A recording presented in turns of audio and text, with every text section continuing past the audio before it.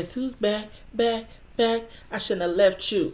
Nah, let me go ahead and get into this video for y'all rebuke me. Alright. Did you know that God is true to his word? If he said it, then it is. Simple as that. In 1 Kings 18, the prophet Elijah went to King Ahab under the direction of the Lord. Now, quick backstory, which you definitely got to read when you get a chance.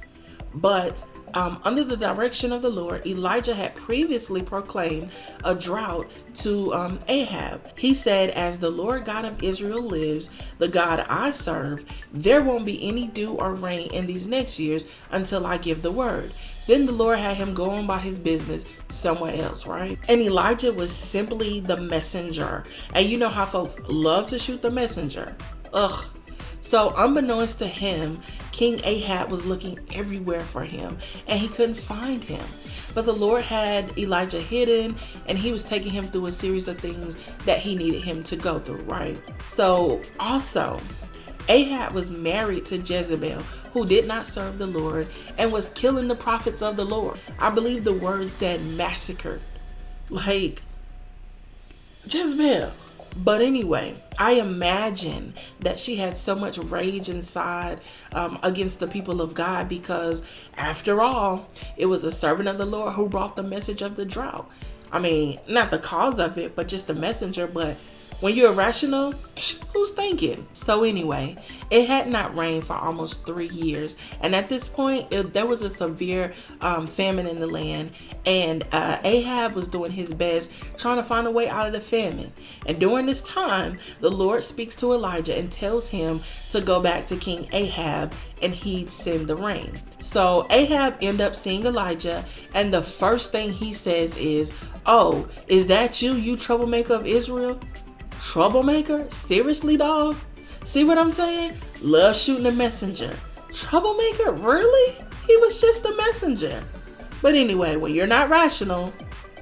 But Elijah came with the receipts real quick. He let him know, look, it wasn't me that had trouble Israel. In fact, it's your fault and your family because y'all was sitting here disobeying God and worshiping Baal. So what's that about, huh?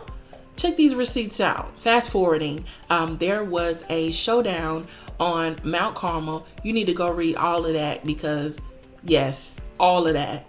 But after the Mount Carmel experience, the eyes of the people started to open and they saw that the Lord is the true God. Elijah told Ahab, look, go get something to eat and drink because I hear an abundance of rain coming.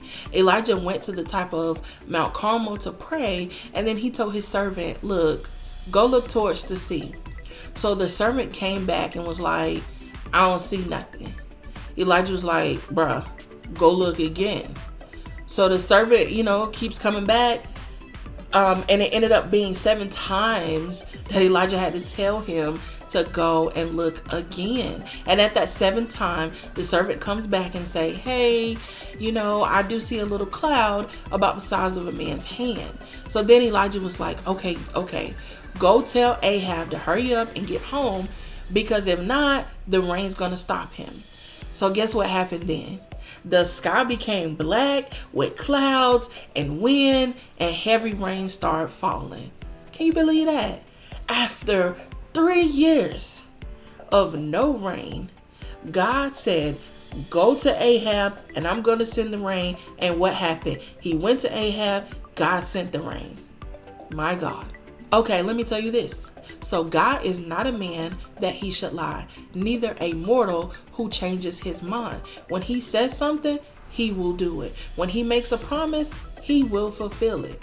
He who calls you is faithful and will do exactly what he promised. I, the Lord, have spoken it, and it shall come to pass, and I will do it. When things looked hopeless for Abraham, he still believed the promise and expected God to fulfill it. Hannah was provoked to misery, and when she could have become bitter and given up, she prayed. She was downhearted and wept, but she prayed. When Eli the priest told her to go in peace and prayed that God would grant her request, something in her shifted. She was no longer sad. I believe that leveled her faith up. And in case you didn't know, her request was granted. Bow. So here's the deal. Stay persistent in prayer and be in expectation. Don't stop expecting what the Lord said. It doesn't matter how barren or how small it looks. If He said it, then go back and look again. Keep going back and look again, no matter how many times you have to go back and look again and prepare for it. Faith up.